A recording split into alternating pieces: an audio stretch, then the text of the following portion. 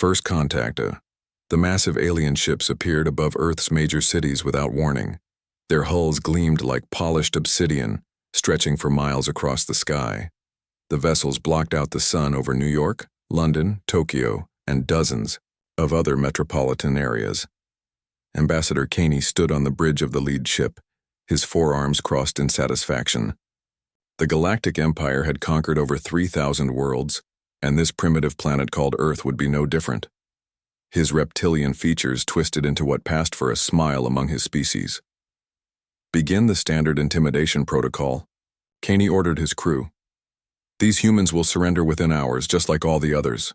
The ships descended lower, their massive shadows casting darkness across entire cities. Emergency broadcasts filled every screen and radio frequency on the planet. World leaders scrambled to understand what was happening, but something unexpected occurred. In Central Park, a jogger named Tom paused to look up at the enormous craft hovering overhead. Instead of running in terror, he shrugged and continued his morning run. Weird, he muttered, adjusting his earbuds. Across the city, cafe owner Maria continued serving coffee to her customers. Several patrons had stepped outside to gawk at the alien ships, but they returned within minutes to finish their breakfast. Aliens or no aliens, I still need my caffeine, one customer joked. The Empire's psychological warfare experts had studied human behavior extensively. They expected mass panic, government collapse, and immediate surrender. Instead, their sensors detected something puzzling. Human stress levels remained remarkably stable. Ambassador Caney frowned at the readings. Run the scans again. These numbers cannot be correct.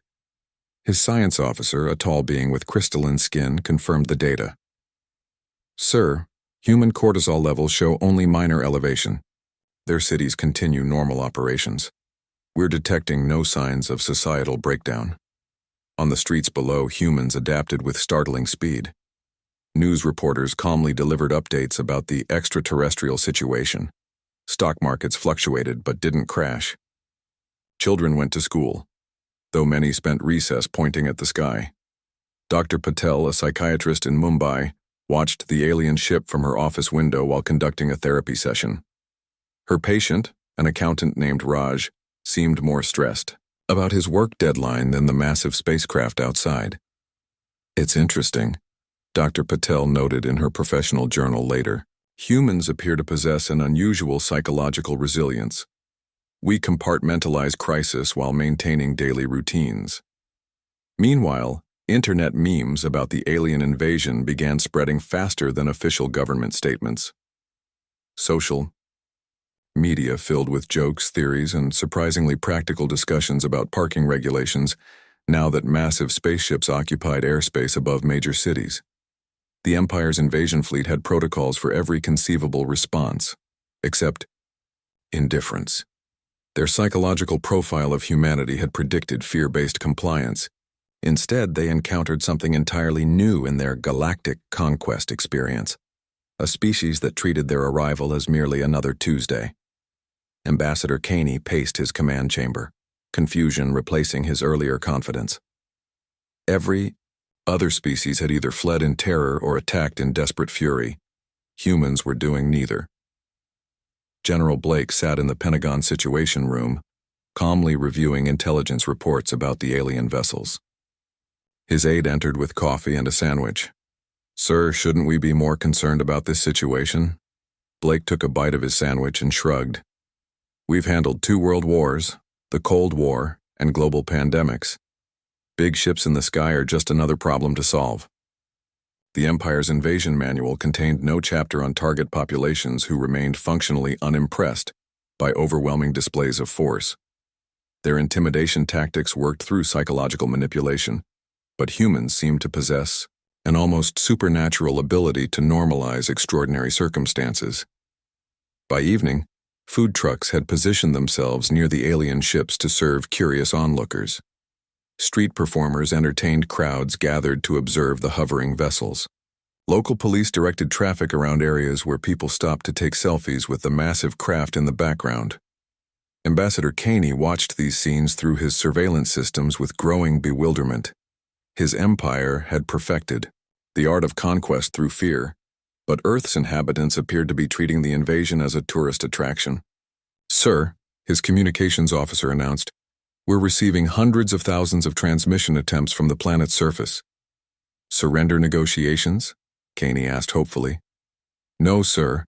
They appear to be interview requests from news organizations, invitations to appear on talk shows, and something called collaboration opportunities for intergalactic trade agreements." The ambassador stared at the communication logs, realizing that his empire had encountered something unprecedented. A species that refused to be conquered simply because they found the concept inconvenient rather than terrifying. The unimpressed response. 3 days after the ships arrived, Ambassador Caney finally received an official response from Earth's governments. He expected either surrender documents or desperate pleas for mercy. Instead, he found himself reading what appeared to be a formal complaint about unpaid parking violations. The United Nations had sent a politely worded letter requesting that the alien vessels either register for temporary airspace permits or relocate to designated areas outside major flight paths. The tone was the same bureaucratic language used for noise complaints against construction sites. Secretary General Williams appeared on global television, adjusting his glasses as he addressed both humanity and their uninvited guests. "We acknowledge the presence of extraterrestrial visitors in our airspace. However, we must remind them that Earth operates under established aviation regulations." Caney's mandibles clicked in frustration. His species had conquered worlds through fear, but humans were responding with paperwork. Worse, they seemed genuinely annoyed about disrupted air traffic rather than terrified of annihilation. In London, air traffic controller Jane processed flight delays caused by the massive ships with the same professional irritation she reserved for bad weather. "Tower to Alien Vessel 7, you're blocking the approach to Heathrow. Please adjust altitude or bearing." The Empire's communication systems actually received her transmission. Caney's bridge crew looked to their ambassador uncertainly. No conquered species had ever asked them to move because they were blocking commercial flights. Meanwhile, humans continued adapting in ways that baffled the invaders. Scientists worldwide began collaborative projects to study the alien technology. Universities offered exchange programs. The mayor of Tokyo formally invited the aliens to participate in next year's cultural festival. Dr. Ross, a physicist in Colorado, published a paper titled "Gravitational Implications of Large-Scale Hovering Craft Within 48 Hours of the Ship's Arrival." His research focused purely on the scientific aspects, treating the vessels as fascinating engineering problems rather than instruments of conquest. The Empire's intelligence officers reported increasingly strange human behavior. Instead of military mobilization, they observed what appeared to be academic conferences about xenobiology. Rather than weapons manufacturing, humans seemed more interested in preparing welcome committees. Ambassador Caney decided to make direct contact, certain that face-to-face intimidation would restore proper fear levels. His shuttle landed in Central Park, where city officials had helpfully set up barriers to manage the crowd of curious onlookers. Mayor Johnson greeted the alien delegation with the same professional courtesy he used for visiting foreign dignitaries. "Welcome to New York. I hope your stay is pleasant. We've prepared a basic information packet about local customs and tax regulations for extended visits." Caney towered over the human officials, his reptilian features designed to inspire terror. Instead, several humans politely asked if they could take photographs. One child offered him a balloon. "I am Ambassador Caney of the Galactic Empire," he announced in his most intimidating voice. "Your world now belongs to us." Mayor Johnson nodded thoughtfully. "I see. Have you filed the appropriate territorial acquisition forms with the United Nations? There's quite a bit of paperwork involved in planetary sovereignty transfers." The ambassador's confusion deepened when humans began asking practical questions. How would taxation work under galactic rule? Would Earth's environmental protection laws still apply? Could they establish trade agreements for alien technology? A reporter named Dave raised his hand. "Ambassador, what's your empire's position on human rights? Also, are you planning to interfere with the upcoming World Cup?" Caney realized that humans were treating his conquest announcement like a policy briefing. They seemed more concerned about administrative details than their impending subjugation. The meeting concluded with Mayor Johnson presenting Caney with a key to the city and an invitation to speak at Columbia University. The ambassador returned to his ship more confused than when he'd arrived. His tactical officers reported similar encounters worldwide. In every major city, human officials responded to intimidation attempts with meeting requests, regulatory inquiries, and offers of cultural exchange. General Martinez, commanding North American defense operations, summed up the military's position during a press conference. "We're monitoring the situation. These visitors haven't demonstrated hostile intent beyond airspace violations. Our primary concern remains ensuring civilian safety and maintaining normal operations." By the end of the week, humans had established regular communication schedules with the alien fleet. They shared weather reports, news updates, and even streaming entertainment services. Several crew members from the Empire ships had apparently developed an interest in human cooking shows. Ambassador Caney found himself in the unprecedented position of commanding an invasion force that was slowly becoming integrated into the daily routine of their target population.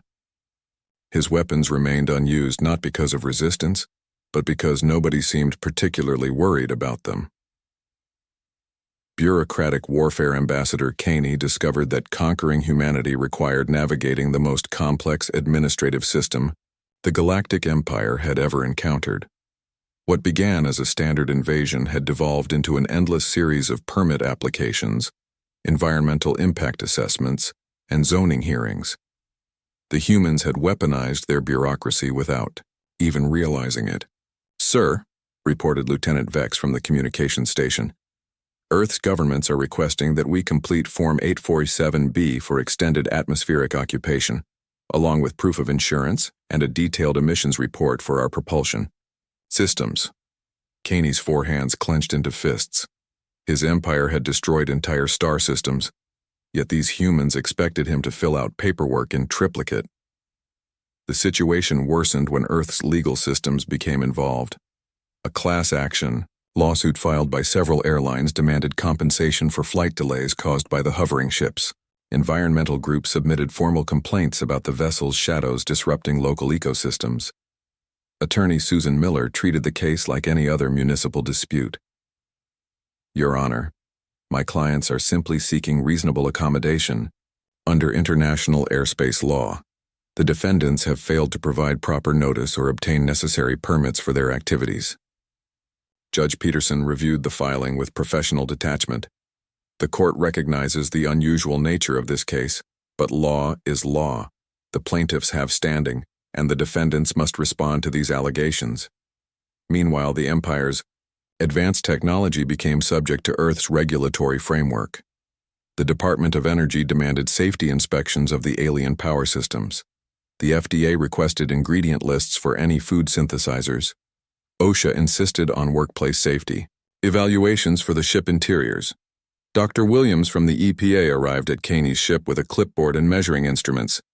"Ambassador, we need to discuss your vessel's potential impact on migratory bird patterns. Also, are those hull materials compliant with our heavy metals regulations?" The ambassador watched in bewilderment as the human scientist took air quality readings around his dreadnought. This was the same ship that had obliterated rebellious colonies, now being evaluated for environmental compliance by someone wearing a safety vest. City planners presented additional complications. The alien ships violated numerous municipal codes regarding building heights, parking restrictions, and noise ordinances. Several vessels received citations for blocking emergency vehicle access routes. Traffic Coordinator Mike Johnson approached the problem with typical human pragmatism. "Look, we can work with you folks, but these ships need to follow basic traffic patterns. You're creating massive congestion during rush hour." The Empire's military protocols contained no procedures for dealing with parking tickets. When several ships received wheel clamps, somehow attached by determined city workers using extended mechanical arms, Caney realized his invasion force was being defeated by municipal enforcement officers. The situation reached absurd heights when the IRS contacted the alien fleet regarding tax obligations. Since the ships were operating in U.S. airspace and potentially conducting commercial activities, They fell under federal tax jurisdiction. Accountant Robert Chen delivered the assessment personally. Based on the size and operational capacity of your vessels, we calculate your annual property tax liability at approximately $47 million per ship. We accept payment plans. Ambassador Caney stared at the tax forms in 4 different languages. His translators confirmed that Earth's Revenue Service was treating the invasion fleet as a business venture subject to standard commercial regulations. The final bureaucratic blow came when the United Nations Security Council formally invited the Galactic Empire to apply for membership status. The application packet was 300 pages long and required detailed information about the Empire's government structure, economic policies, and human rights record. Secretary General Williams presented the documents with diplomatic courtesy. We're prepared to consider full membership once you've completed the standard evaluation process. The background check typically takes 18 to 24 months. Caney's science officer, monitoring human communications, reported increasing signs of administrative integration. Several alien crew members had already applied for work visas. Others had enrolled in Earth universities to study human bureaucratic systems. The ambassador realized that his empire's greatest strength, overwhelming military force, was useless against opponents who refused to acknowledge they were being conquered.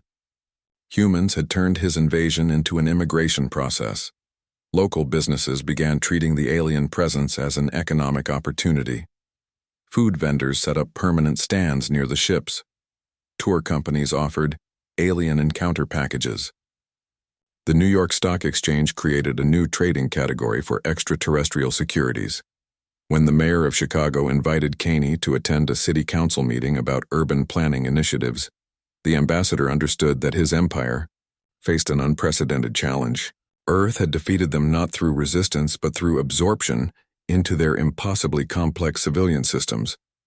His flagship, designed to strike terror across the galaxy, now displayed a temporary permit sticker and a court summons for unauthorized assembly in public airspace. Cultural integration. 3 months after the invasion, Ambassador Caney found himself attending his 5th human cultural event of the week. The Galactic Empire's conquest of Earth had somehow transformed into an extended diplomatic exchange program. Lieutenant Vex approached with the daily briefing, now delivered in the ship's newly established Cultural Liaison Office, formerly the Weapons Control Center. Sir, we've received 17 more invitations today. The humans want us to participate in something called a block party in Brooklyn, judge a chili cook-off in Texas, and provide technical consultation for a science fiction film in Hollywood. Caney rubbed his reptilian temples with 2 of his 4 hands. His invasion fleet had become the galaxy's most expensive cultural ambassador program. The ships still hovered over major cities, but now they served as floating community centers rather than instruments of conquest. The transformation had begun gradually. Crew members, curious about human behavior, started accepting invitations to local events.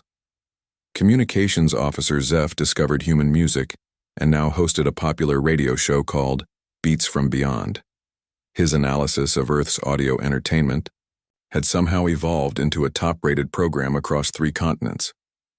Dr. Martinez, the ship's xenobiologist, had become an unofficial expert on human cuisine after sampling food from vendors who gathered daily around the hovering vessels. His research reports now included detailed reviews of regional cooking styles and recommendations for diplomatic gifts. The humans possess remarkable culinary diversity, Martinez explained to Caney. I've documented over 47 distinct preparation methods for a single food item they call chicken. Their cultural complexity far exceeds our initial assessments. The ambassador's daily routine now included video conferences with Earth's educational institutions. Harvard University had offered him a guest professorship in intergalactic studies.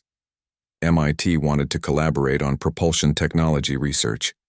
Several elementary schools invited him to speak at career day events. Mrs. Peterson's 3rd grade class had sent hand-drawn pictures welcoming the space visitors. The children's artwork decorated the ship's mess hall, replacing tactical displays. with colorful depictions of aliens and humans playing together. Caney found the images oddly compelling, though he couldn't explain why. The Empire's psychological warfare department reported complete mission failure. Instead of breaking human morale, the extended presence of alien ships had strengthened community bonds. Neighborhoods organized around the vessels, creating informal support networks and cultural committees. Pastor Williams held interfaith services that somehow included prayers for our visitors from distant stars. Rabbi Cohen led discussions about the theological implications of galactic citizenship. Imam Hassan organized community meals where humans and aliens shared food and conversation. The integration accelerated when several crew members requested permission to attend Earth universities.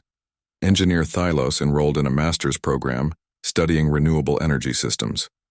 Navigation specialist Quinn joined a cooking class after developing a fascination with human baking techniques. Ambassador Caney received daily reports of his personnel becoming embedded in human society. Some had taken part-time jobs. Others volunteered for local charities. A few had even started dating humans, creating unprecedented diplomatic complications. The breaking point came when the crew of the Shanghai vessel organized a fundraising drive for a children's hospital. Within days, other ships followed suit. The Galactic Empire's invasion fleet was now running bake sales and charity auctions across Earth's major cities. "Sir," reported Commander Nash, "our London crew has raised £40,000 for local flood relief. The humans have presented them with community service awards." Caney stared at the photographs of his elite warriors accepting certificates from human officials. His soldiers wore their medals alongside pins reading Volunteer of the Month and Community Hero. The situation reached its culmination when Earth's leaders formally proposed establishing permanent cultural exchange facilities. Instead of surrender negotiations, they offered to build dedicated campuses where humans and aliens could study together. President Thompson addressed both species during a joint broadcast. "We propose transforming this first contact into humanity's greatest educational opportunity. Our visitors bring knowledge from across the galaxy, and we offer our own diverse perspectives in return." The response was overwhelming. Applications poured in from universities, research institutions, and cultural organizations worldwide. Humans lined up to participate in interspecies collaboration programs. The aliens, initially conquerors, found themselves welcomed as teachers, students, and colleagues. Ambassador Caney realized that his empire faced a crisis unlike any in their history of conquest. Earth had defeated them not through military resistance or technological superiority, but by offering something the Galactic Empire had never encountered: genuine friendship and cultural curiosity. His ships remained in Earth's skies, but they were no longer instruments of war. They had become bridges between worlds, staffed by former soldiers who now spent their time teaching alien children human games and learning to appreciate Earth's literature. The Empire's dilemma. 6 months after the failed invasion, Supreme Commander Gorath arrived from the Galactic Empire's capital world to assess the Earth situation personally. What he found defied every principle of interstellar conquest in the Empire's 10,000-year history. His shuttle approached Ambassador Kane's flagship, now decorated with colorful banners reading "Welcome Galactic Friends" in 17 human languages. Children's drawings covered the hull. A jazz band performed on a platform attached to the ship's lower section. "Explain this," Gorath demanded as soon as he boarded, gesturing at the festive atmosphere surrounding what should have been a military command vessel. Caney straightened his formal uniform, though he noticed it felt uncomfortable after months of wearing the casual clothing humans had gifted him. "Supreme Commander, the situation has evolved beyond our standard conquest parameters." Through the observation deck, Gorath watched human families picnicking in the shadow of the massive warship. Alien crew members played games with human children. Food trucks lined the streets below, serving both species. The scene resembled a cultural festival more than a military occupation. "You were sent to conquer this world." Gorath's voice carried the authority of someone who had personally overseen the subjugation of hundreds of planets. "Instead, I find our fleet hosting community barbecues." The Supreme Commander's confusion deepened as he reviewed Caney's reports. Human governments had never formally surrendered, yet they'd integrated the alien presence into their daily operations. The Empire's ships consumed Earth resources, but humans had somehow convinced them to pay for everything through a complex system of cultural exchange credits. Dr. Chen, now serving as Earth's official liaison for interspecies relations, arrived for the scheduled meeting wearing a suit decorated with pins from various alien crew members. His briefcase contained not surrender documents but proposals for expanded educational partnerships. Supreme Commander Gorath, Chen said with professional warmth, "Welcome to Earth. We've prepared a presentation about the mutual benefits of our ongoing collaboration."